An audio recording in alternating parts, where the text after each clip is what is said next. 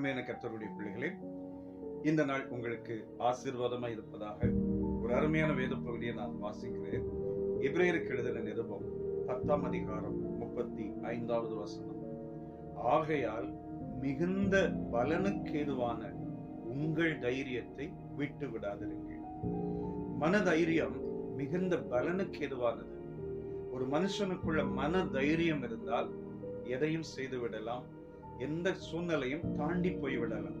அதே நேரத்தில் பயம் வந்துவிட்டால் அது வேதனை உள்ளது. தேவன் நமக்கு பயமுள்ள ஆவியை கொடாமல் பலமும் அன்பும் தெளிந்த புத்தியும் உள்ள ஆவியையே கொடுத்திருக்கிறார். 2 தீமோத்தேயு 1ஆம் அதிகாரம் 7வது வசனத்திலே நாம் வாசிக்கிறோம். வேதாகமத்திலே அநேக இடங்களிலே பயப்படாதிருங்கள் என்று சொல்லி ஆண்டவரை தைரியப்படுத்துகிறார். இந்த காலை நேரத்திலும் உங்கள் தைரியத்தை விட்டு விடாதிருங்கள் என்று சொல்லி ஆண்டவர் இந்த வசனத்தின் மூலம் உணர்த்துகிறார். மோசே மரித்த பின்பு யோசுவா கலங்கினார்.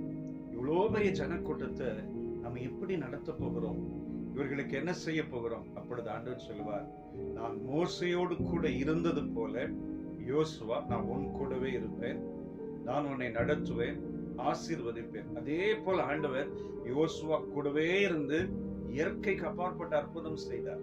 உங்களோடும் கூட ஆண்டவர் இருந்து அற்புதம் செய்வார். நீங்கள் தைரியமாயிருங்க. இன்னைக்கு உலகம் சூழ்நிலை பாருங்களேன், கொசு கடிச்சிட்டாலே எல்லாரும் பயமுறுத்துகிற ஒரு காலத்துல நாம இருக்கிறோம். அநேக வேதனையுள்ள அல்லது சில மக்கள் சொல்லுகிற காரியம், எனக்கு இந்த வியாதி வந்துட்டது பிரதர், ஆனா என்னுடைய உறவினர்கள் என்னுடைய நண்பர்கள் என்னை ரொம்ப பயமுறுத்துறாங்க, அவ்வளவுதான், இனி உன்னால முடியாது அப்படின்னு சொல்லி பயமுறுத்துறாங்க. நான் என்ன செய்யறதுன்னு தெரியல. நிறைய இடங்கள் அப்படிதான் சொல்லுவாங்க. பயமுறுத்துதல் தான் அதிகமா இருக்குமே ஒழிய தைரியப்படுத்துகிறவர்கள் ஒரு சிலரா இருக்கக்கூடும். ஆனால் அந்த தைரியத்திலும் கூட ஏதாவது ஒரு காரியத்தை சொல்லி விடுவார்கள். ஆனால் தேவனுடைய வசனம் சொல்கிறது, நீ பயப்படாதே, மிகுந்த பலனுக்கு ஏதுவான உன்னுடைய தைரியத்தை விட்டு விடாதே. உங்களுடைய சரீரத்துல பலவீனம் இருக்கலாம், போராட்டம் இருக்கலாம், பலவிதமான சூழ்நிலைகளை சொல்லலாம். விசுவாசத்தோடு நில்லுங்கள், கர்த்தர் பெரிய அற்புதத்தை செய்வார். ஒரு முறை ஒரு சகோதரி என்னிடத்திலே ஒரு சாட்சி சொன்னாங்க. என்னுடைய வாலிப வயதிலேயே என்னுடைய கணவன் இறந்து விட்டார். திருமணமாகி கொஞ்ச வருஷங்களுக்குள்ளாகவே இறந்து விட்டார். 2 பிள்ளைகள். அவர் இறந்த பிற்பாடு நான் என்ன செய்வதென்று எனக்கு தெரியவில்லை. எல்லாரும் என்னை பயமுறுத்தினார்கள். நீ எப்படி இந்த சமுதாயத்துல வாழ போற, எப்படி பிள்ளைங்களை படிக்க வைக்க போற, 1000 கேள்விகள் கேட்டு கேட்டு என்னை பயமுறுத்தி கொண்டிருந்தார்கள். நான் வேதத்தை திறந்து வாசிக்கும் போதெல்லாம் ஆண்டவர் சொல்லுவார், நீ தைரியமாயிரு, பயப்படாதே என்று ஆண்டவர் உணர்த்துவார். நான் சொல்லுவேன், என் ஆண்டவர் என்னோடு கூட இருக்கிறார், நிச்சயம் என்னை ஆசீர்வதிப்பார், நடத்துவார். இன்றைக்கு அந்த பிள்ளைகள் மிகப்பெரிய அளவிலே நல்ல ஆசீர்வாதமான சூழ்நிலையில் இருக்கிறார்கள்.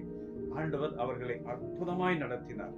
அதே தேவன் தான் இந்த காலை நேரத்திலே உங்களுக்கும் சொல்லுகிறார், நீங்கள் எந்த சூழ்நிலையிலும் எப்படிப்பட்ட நெருக்கங்கள் வந்தாலும் பயப்படாதிருங்கள். உங்கள் பயம் வேதனை உள்ளது, ஆனால் தைரியம் மிகுந்த பலனுக்கு ஏதுவானது.